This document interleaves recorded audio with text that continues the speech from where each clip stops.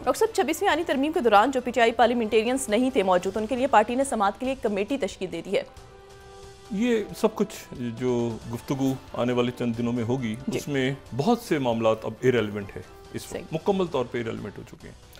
और उसकी वजह यह है कि तमाम जो दुनिया है इस वक्त उसमें बसात उलट गई है और नए नक्शे, नए मुल्क, नए इत्तेहाद, नई जंगें, नए बहरान बड़े पैमाने पे आने वाले दिनों के अंदर, हफ्तों में, दिनों में, महीनों में ये हमको नज़र आएंगे।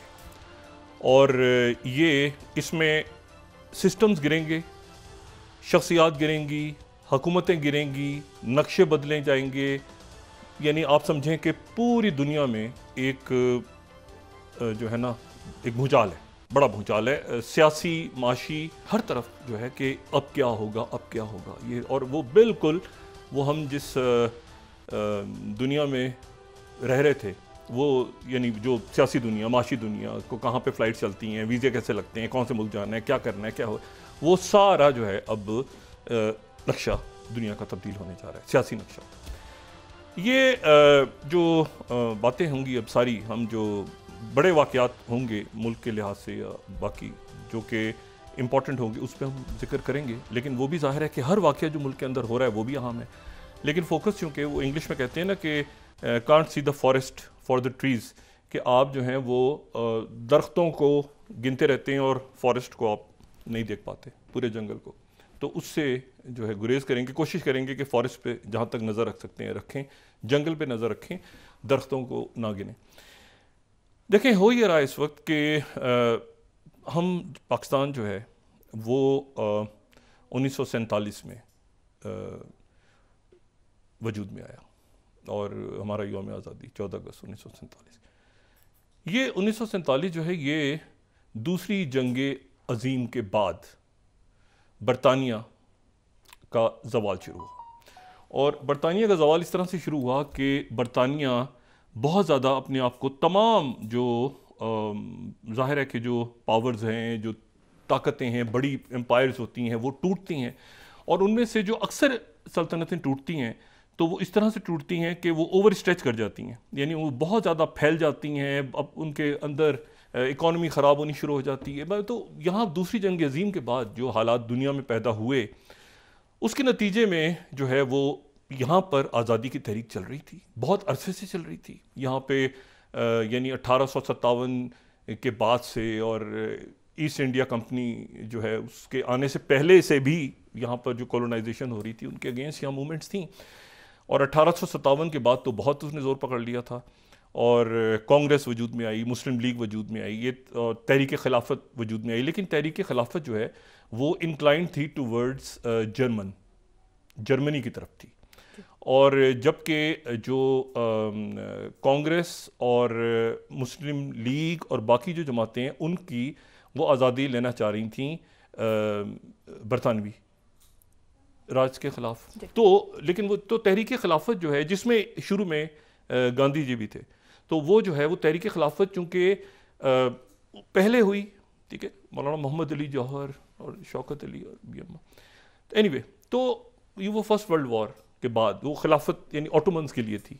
तो ऑटोमन्स चूँकि जर्मन्स के साथ थे फर्स्ट वर्ल्ड वॉर में, तो इस तरह समझ लें कि वो जो मैं बात अक्सर कहता हूँ कि हमारे यहाँ जर्मनी उस वक्त बड़ा पॉपुलर हो गया और वहाँ से वो फिर गांव देहातों में, शहरों में वो जो बर्तनों का नाम तक जर्मन सिल्वर हो गया। जर्मन सिल्वर के बर्तन हैं, जर्मन सिल्वर एक धात के नाम के तौर पे इतना जो है जर्मन के फेवर में चला गया था बड़े सग़ीर। एनीवे, तो उसके बाद ये हुआ कि वहाँ पर फिर ये नक्शे बने दुनिया के, आज की जो दुनिया है उसके नक्शे बने। और वो दुनिया जो है उसके नक्शे अब मिट रहे हैं। उसकी वजह यह है कि जिस वजह से ओवर स्ट्रेच कर गया बरतानिया और ये जो कॉलोनियल पावर के तौर पे ख़त्म हुआ, और अमेरिका भी जो है वो ओवर स्ट्रेच कर गया।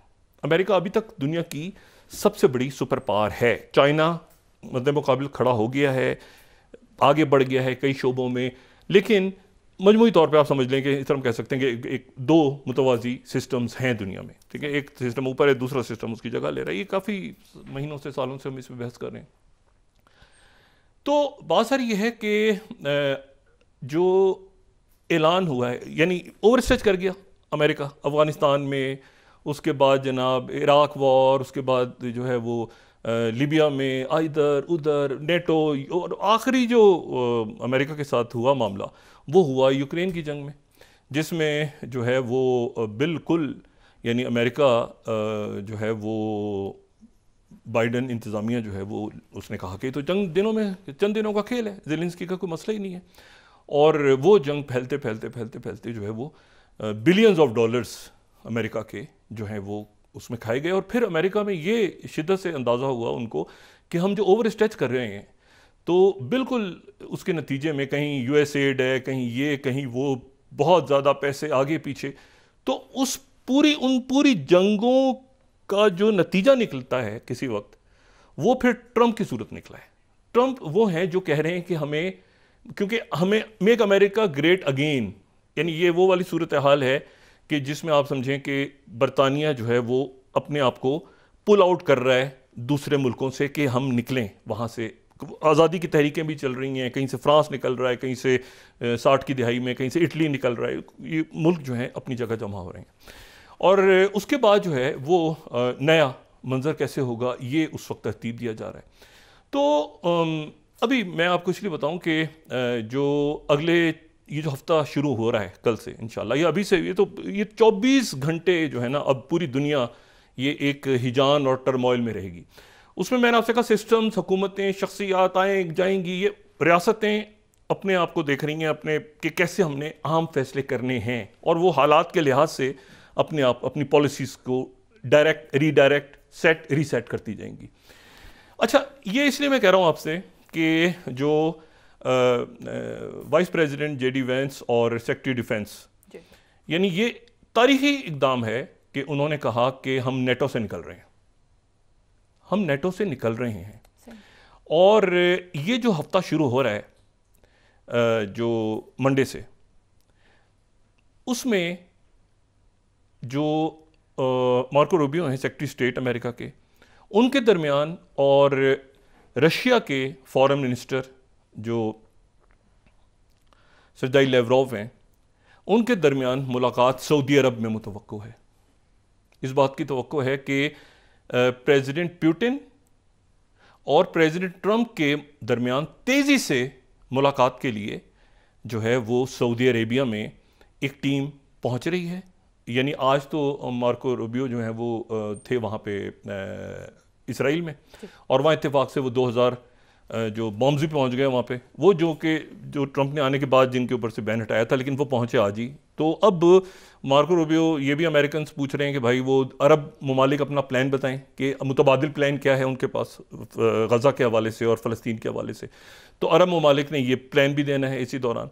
लेकिन सऊदी अरेबिया जो है उसका रोल इस वक्त बहुत इंपॉर्टेंट इसलिए हो गया है कि सऊदी अरेबिया में दो दुनिया के, आप समझ लें कि सोवियत यूनियन पुराना और अमेरिका, उनके सदूर की मुलाकात के लिए सऊदी अरेबिया में पहली टीम्स पहुंच रही हैं तेज़ी के साथ। और यूरोप जो है वो कल वहाँ पे पेरिस में जो फ्रेंच प्रेसिडेंट मैक्रों हैं, वो उन्होंने यूरोप के लीडर्स की हंगामी कॉन्फ्रेंस बुलाई है। उसमें ज़ेलेंस्की भी हैं, उसमें ब्रिटेन हालांकि निकल चुका है ब्रेक्जिट के बाद यूरोप से, लेकिन बहरहाल वो नेटो का हिस्सा है और बड़ा फ़ाल हिस्सा है। और एक बहुत बड़ी तादाद में लोग ये भी समझते हैं कि शायद ब्रेक्जिट से फैसला गलत था, नहीं निकलना चाहिए था बरतानिया को, क्योंकि बिल्कुल ही अमेरिका जो है उसने, अच्छा ये ध्यान में रखें कि अमेरिका ने यूरोप को डंप नहीं किया, बल्कि यूरोप की मौजूदा जो लीडरशिप है उनको डंप कर दिया। तो यूरोप जो है वो बिल्कुल इस वक्त वहाँ पे या पूरी दुनिया में इसको मुख्तलिफ जगहों पे डिस्कशंस हो रहे हैं, कहीं पे इसको कोई बात कही जा रही है मुख्तलिफ। मैं आज कहीं पे बात कर रहा था सुबह कुछ देर पहले, तो एक कुछ हम अंदर बाहर जो है पाकिस्तान से अंदर बाहर के ज़्यादा लोग थे उसमें, तो एक दो जगहों पे बात हो रही थी। तो उसमें जो है वो उसमें ये नुक्ता आया कि जी क्या ये यल्टा कॉन्फ्रेंस 2.0 का वक्त है, और मेरा उसमें नुक्ता ये था कि शायद ये वक्त है याल्टा कॉन्फ्रेंस 2.0 का। हुआ ये था कि जब याल्टा जो है वो क्रीमिया, मौजूदा क्रीमिया जो है जी। जो रशिया के पास क्रीमिया, और यहाँ पे एक खूबसूरत सा साहिली शहर है जो कि रशिया के पास है 2014 के बाद से। तो यहाँ पर एक याल्टा में एक कॉन्फ्रेंस हुई थी जो उसमें, और वो उसके जो दिन हैं वो इब्तिदाई दिन है उसके, वो फरवरी 1945 का जो साल है उसके साल के फरवरी के महीने में हुई थी। और उसमें जो शरीक हुए थे सोवियत यूनियन के जोसेफ स्टालिन, बरतानिया के चर्चिल और अमेरिका के रूजवेल्ट। ये 3 लोग जमा हुए थे क्रीमिया, जो कि उस वक्त के सोवियत यूनियन का एक शहर था साहिली। और वहाँ पे उनके दरमियान ये बात हो रही थी कि बड़ी क्लैरिटी आ गई थी उस वक्त तक कि ये जो इत्तेहाद है ये जीत रहा है, जर्मन्स को शिकस्त दे रहा है, यानी हिटलर हारने जा रहा है जंग। तो अब जब हिटलर जंग हारने जा रहा है, नाजी जर्मन्स जो हैं उनका अब क्या करना है हमने, ये इसलिए जमा हुए थे 3 बड़ी कुव्वतों के सरबराहान। और उन्होंने वहाँ पे मिलके, फिर उसके बाद ये हुआ था कि उसमें उन्होंने काफ़ी सारी बातें तय की थी। उन्होंने मिसाल के तौर पे ये तय किया था उसमें कि इसका क्या करना है जर्मनी का, और पोलैंड का क्या करना है। तो उन्होंने कहा ऐसा है कि जर्मन तो ये हार रहे हैं, हिटलर तो हार रहा है, तो उसके बाद ऐसा है कि जर्मनी को 4 हिस्सों में तकसीम कर देते। इसमें फ्रांस के चार्ल्स डिगाल को नहीं बुलाया था, इसमें फ्रांस के चार्ल्स डिगाल नहीं थे। अब इसके ऊपर वो चार्ल्स डिगाल कहते हैं कि रूजवेल्ट नहीं चाहते थे वो, लेकिन बाद में पेपर्स आए उसमें ये था कि स्टालिन शायद नहीं चाहते थे। हालांकि फ्रांस बड़ा अहम उसका रोल था इस पूरे जो उस वक्त ये जो एक्सिस था जी। लेकिन उनको नहीं बुलाया गया था। अच्छा, फैसला ये हुआ कि जी जर्मनी तो हार जाएगा, तो क्या करना है जर्मनी का। तो उन्होंने कहा जर्मनी को 4 हिस्सों में तकसीम कर देते हैं, और 3 हिस्से तो 3 लोग जो यहाँ बैठे हैं वो 3 मुल्क ले लेंगे जर्मनी को, और फिर जो फ्रांस है उसको ये जो बरतानिया और अमेरिका है जो है वो चाहे तो अपने हिस्से में से एक हिस्सा उनको दे दे, वो बाकी जो हिस्सा है वो जो है वो रहेगा सोवियत यूनियन के पास। और इसी तरह से ना सिर्फ जर्मनी बल्कि जो बर्लिन शहर है उसको भी 4 हिस्सों में डिवाइड कर लेते हैं इसी तरह से। तो एक हिस्से में जो है वो रहेगा सोवियत यूनियन, और दूसरे हिस्से में, क्योंकि जर्मनी तो हार गया ना, खत्म हो गया, एक मुल्क टूट फूट गए, तो बाकी हिस्सों में जो है ये 3 मुल्क इसी तरह से अपने अपने नुमाइंदे ले लें, और इधर ये रहेगा।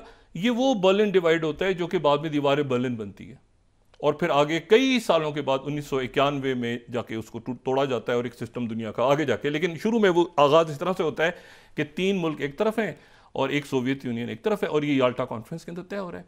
फिर वहाँ ये देख रहे हैं कि भाई ऐसा है कि जो स्टालिन है उनसे अमेरिका ही कह रहा है कि भाई ऐसा है कि ये आप पोलैंड का कुछ हिस्सा, क्योंकि जो चाहते हैं कि पोलैंड सोवियत उसमें रहे, इन्फ्लुएंस में रहे, स्फीयर ऑफ इन्फ्लुएंस में रहे।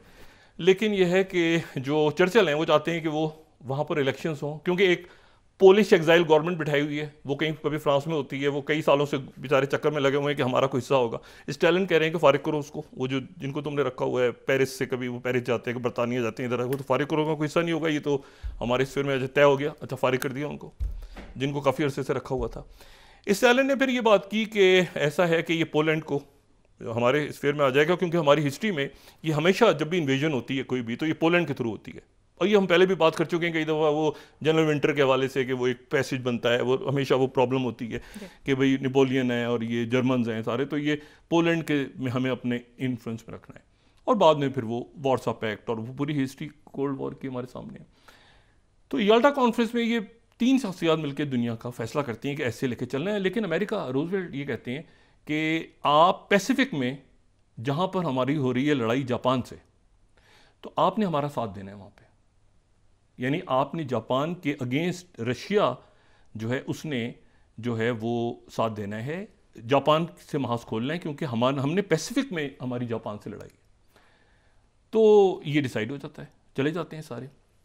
याल्टा, और ये भी तय होता है कि इसके बाद एक अक़वाम मुत्तहिदा बनेगी, और अक़वाम मुत्तहिदा बनेगी, एक वर्ल्ड बैंक होगा, एक IMF होगा, ये सारा यहाँ पे डिसाइड होता है याल्टा कॉन्फ्रेंस में। तो याल्टा कॉन्फ्रेंस से पहले, यानी याल्टा कॉन्फ्रेंस में तो इनको डिफीट हो गई ना, जर्मन हार गए, लेकिन याल्टा कॉन्फ्रेंस से पहले 43 में 2 कॉन्फ्रेंसेस और हुई हैं। एक तेहरान में हुई है, तेहरान कॉन्फ्रेंस। तेहरान कॉन्फ्रेंस में ये डिसाइड हुआ, वो तेहरान में हुई थी। तेहरान कॉन्फ्रेंस में एक तो ये कि ये क्या करना है भाई, रज़ा शाह जो इनके वालिद थे, शाह ईरान के, जिनको हम जानते हैं, उनसे पहले के थे, तो उनको क्या करना है, हटाना है। वो उनका झुकाव जर्मनी की तरफ लगता है, हटाओ, फारिग करो हुकूमत को, ये वो सारा। और यहाँ से जो है ये दूसरा फ्रंट नहीं खुलना चाहिए, किसी किस्म का ऑयल नहीं जाना चाहिए, कोई सपोर्ट नहीं होनी चाहिए जर्मन की।